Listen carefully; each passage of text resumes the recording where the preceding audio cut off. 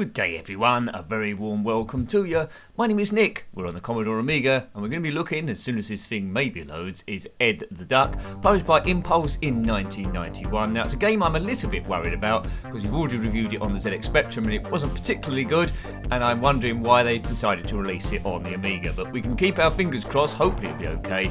You control this character called Edd the Duck, which first turned up as a club puppet alongside Andy Peters on BBC television, but he must collect 20 stars on each stage as he tries to progress through the echelons of the BBC and take over. So I'm that duck with the Grimo icon. It's not controlling too well at the moment.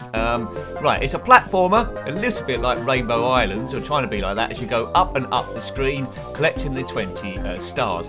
Now, you can't actually kill the enemy, but if you fire these snowball things up, then they do freeze for a certain amount of time. If you hit them when they're live, like that, you are dead. Yeah, it's not handling brilliant. The jumping isn't very accurate, to say the least. Diagonal jumping is a problem here, but I think they're snowballs, aren't they, we're throwing at them. Right, okay. Keep going, Edd the Duck. Music is acceptable without being brilliant. Oh, man. Okay, right, just keep going up, Nick. Collect the stars.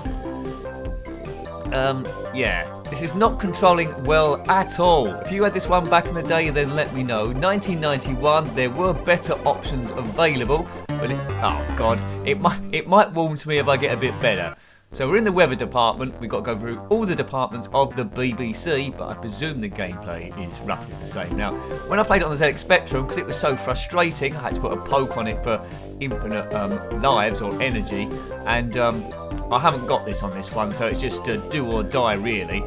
These reviews are not about perfect gameplay, if you're new to the channel, but it's about how you would have got on your first and second go. Would it have frustrated the hell out of you? Would you have wanted to go back? What would you have thought of it? Would you have taken it back to the shops? Would I would have hated to get this as a Christmas present. It's so annoying, the control mechanism. I would have taken it back. If I had got it bought and I didn't have the receipt, it would have stayed in the box and played hardly any times at all. Now, nostalgia is a big thing. If you had this back in the day and not much else and played it to death, it's going to evoke some memories, so you might like it a lot better than me. But it hasn't aged particularly well, and as someone that looks at a lot of retro games and can compare it with lots of other ones he's played before, this is terrible. Game over, it says. Well, we'll have a few more goes, see if it warms to me. Sometimes it happens, a game where I don't particularly like it at the start and then it gets better. I'm failing to see if this one's actually going to do that sort of thing. But anyway, Edd the Duck. I preferred Gordon the Gopher, Philip Schofield. Edd the Duck, Andy Peters a little bit later.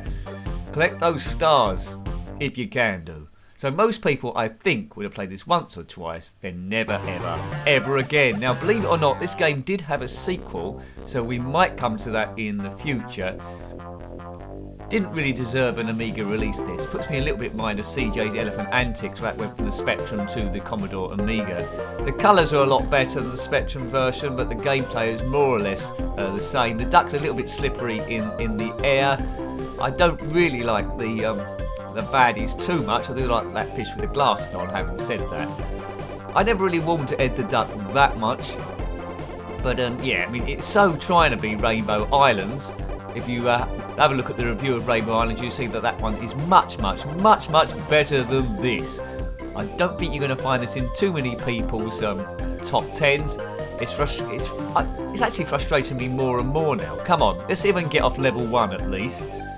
Now, if you miss your ledge that you're trying to jump on, you will drift down and probably bump into one of the enemies below, and then you have to start all over again, although I think there might be some checkpoints a bit higher up the screen. Hit a wasp with a snowball like you do. That pulls for a certain amount of time. Right, so you see your stars go down. I've collected 5. We need maximum of 20. Down to 14. Go, Edd. My favourite Edd really is Edd 209. That would have been a good. The Battle of the Edds. Edd 209 versus Edd the Duck. Who would have won there? You have 10 seconds to comply. Yeah. Right, this was a little bit tricky. See, that was the wrong way. Should have gone the other way. And where's it going to start me again? From the beginning, I reckon. Or will it do a checkpoint? Oh, it's done a checkpoint this time. Thank goodness for that. I'd imagine there's worse platformer games than this, but it looks like it's been put together. I know it hasn't been, but it looks like it's been put together with Amos or some sort of like platformer construction kit. Just too floaty and frustrating for me. Would have looked good from the screenshots, but yes. Better platforms, as I say, are available. It's not very precise in the jumping, and this is the sort of game, as you can see there, it's the sort of game where you need to be precise in the jumping, and it's just not very precise at all. And that's where frustration will set in very, very quickly. There we go, I go floating down, yeah. So most of the time you can be jumping up missing levels. Right, now, get into there. That was a bit close. I'll get that, good. Right, now, when you've got to jump on these ledges with just one block, that's when it starts getting not fun. There we go again. Man, I don't swear on these reviews, but sometimes I come a bit close, and this is one of those. I won't be playing Edd the Duck ever again. If you've completed this, let me know, because you must have liked it a bit better than me and put in the time, maybe had a little bit more patience. I'm never going to gain that with this game. And we fall all the way down again. Hooray for us. Oh, I just want to put on the Great Giant Sisters or something, or Zool or Super Frog, Rainbow Islands, anything. Tearaway Thomas, Kid Chaos, and then this. Bubble Bobble. It's endless, isn't it, really? We reviewed quite a lot of Amiga games, quite a lot of the good ones, really, and we're coming up to quite a lot of bad ones consecutively, it seems, at the moment. If you want to check out the other games we review, check out the Amiga games playlist. I think we're past 400, or just coming up to 400. A lot of them, anyway.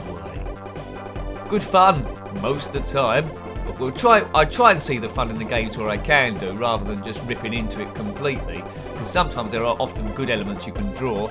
On this one, bit of a struggle, really. Good music. The music is the best bit of this. Apart from that, no. No, no, no. No, no, no, no, no, no. No, that duck. Ducks can fly, can't they? Just fly up to the top. Ducks can fly, but glove puppets cannot. That's something to remember. Come on. Come on, Ed. Do say...